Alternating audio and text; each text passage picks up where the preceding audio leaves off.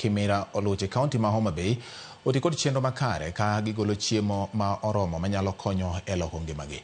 Chenro mar keyo pi e puothe mar Oluch Kimira ne ochaki e higa mar 2007 gi sirikal mamalo kendo muonyo omenda maromo bilion 7.3 kendo en chenro ma okwako kar chung'ur bura ma Karachuonyo gi gwenge marangwe.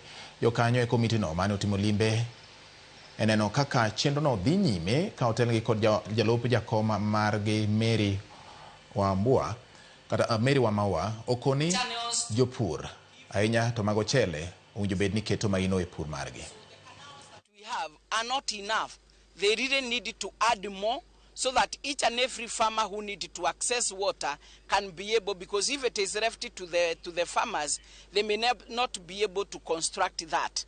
And also, we have requested the lake basin that they really needed to create a lot of an awareness to the farmers around and maybe appease them a bit by giving some subsidy of the fertilizer we know the government is giving, and when the government is not in supply of the same, they can also look outside their means to make sure the farmer is not lacking. Let also farmers in these areas also see that they can also do their part, they play their part.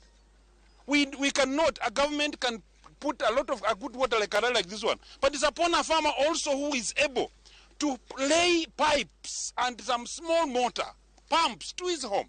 Let us have extension officers, whether they are from Lake Basin Development Authority or whether they are from the county.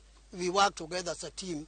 Let us have extension officers who can educate our people in awareness. Let us use your committee very strongly to ensure that this project comes to an end in terms of complete.